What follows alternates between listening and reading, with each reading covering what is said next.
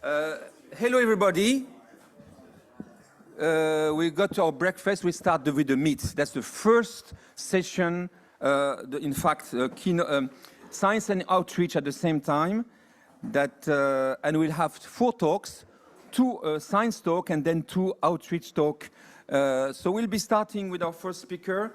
Is Donald Kurtz from Northwest University in South Africa.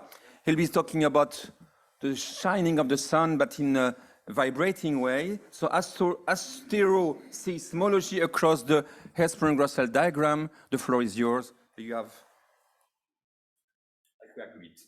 Thank you, Jamal, and good morning, everyone. Also, good morning to all of those of you who are online. Let me just look up. Oh, I can't see it anymore. We had about 75 during the first session online, so this meeting's very well attended. I recently wrote a review for annual reviews of astronomy and astrophysics on asteroseismology across the HR diagram, and I'm giving you a synopsis of that today. That took about 9 months to do last year. That was mostly what I did last year, and it's the second time I've done that. I did a review 30 years ago, too, for annual reviews, and I decided then I would never do it again. I've decided once more I will never do it again, but if they ask me again in 30 years, I might change my mind by then. I will have forgotten. That review is available online. I've put a draft on archive, and all right, obviously I recommend my own paper to you, but what I've done with that is besides the science, I have put a lot of stories in there, not only about my own science, but about many of the other people who are involved in this over the centuries, and you'll find a lot of interesting background on the science and the scientists. And I recommend that to you. I won't be giving you those anecdotes today very much because of the amount of time available for this brief synopsis.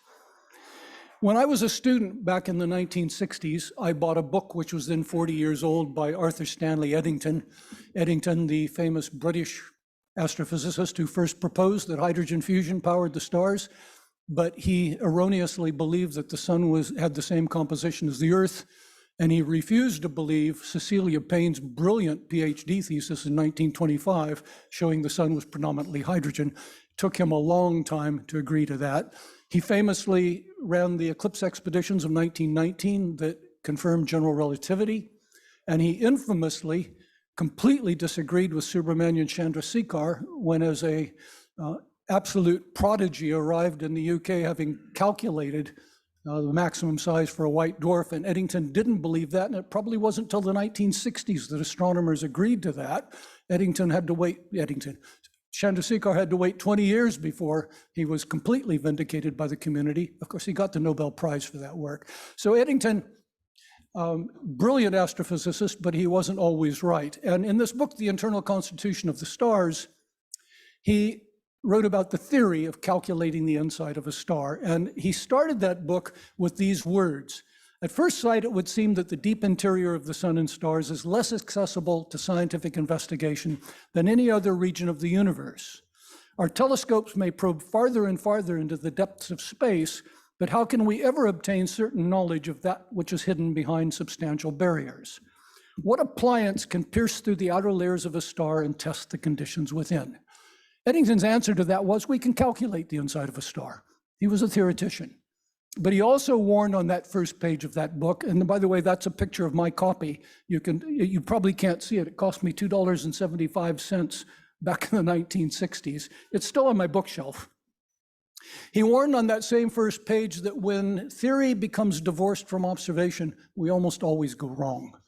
And he didn't quite see that we would be able to observe the interiors of the stars.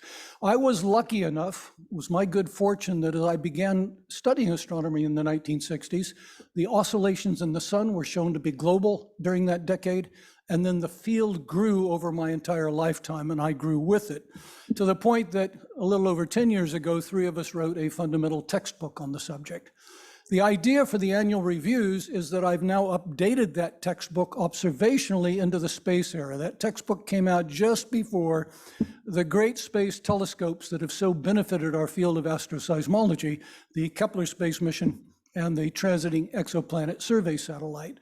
Of course, they were built to find exoplanets. That's arguably, but probably the most popular, the most respected by the politicians field in all of astronomy. And we love it too. Obviously, the big question is, are we alone? We're trying to answer that.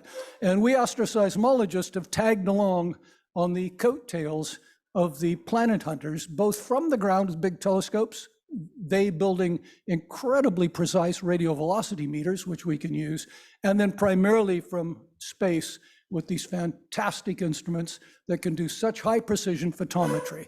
And just a brief background on that, I came to South Africa for a year when I finished my PhD. I had a fellowship at the University of Cape Town, and that 1 year lasted for 24 years.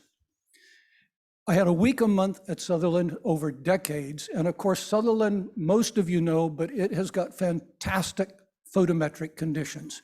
And from Sutherland, we could measure the brightnesses of stars to a precision regularly of 1 part in 10,000, but for one star at a time, only when it was dark, when the weather was good, when we had the telescope, when the star wasn't too close to the sun. The Kepler space mission observed 200,000 stars for 4 years without any weather gaps, without any gaps due to the time of the year, at a precision of a part per million, not a part per 10,000. And in physics, anytime you can do an experiment 100 times more precisely, the discoveries just come pouring out. TESS is not observing 4 years continuously. It's got some stars it can observe for a year continuously, but it's doing all sky, brighter stars that are close. Here's an animation from a Cray supercomputer, Minnesota, using convection to calculate the driving for pulsation in certain kinds of stars like the sun and the red giants.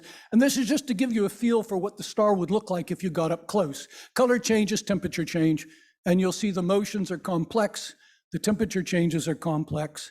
And the job of the astroseismologist is to extract the data that can then be used to model and look into the cores of stars.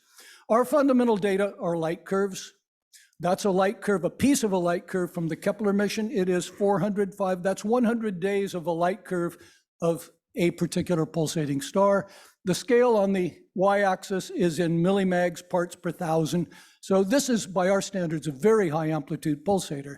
The Kepler data are 1,470 days long. I've taken a piece out of that so you can see some of the detail. The error bars on the data points are vastly smaller than those little plus signs in that diagram, way smaller than that. Every single thing that you see there is a real variation in the star.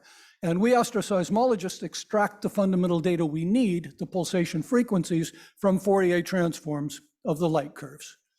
Those Fourier transforms have a lot more than the pulsation frequencies. In this particular example I'm giving you here, there is a set of pulsation mode frequencies here, and everything else you're seeing in the Fourier transform there are combination terms, harmonics due to the nonlinear light curve.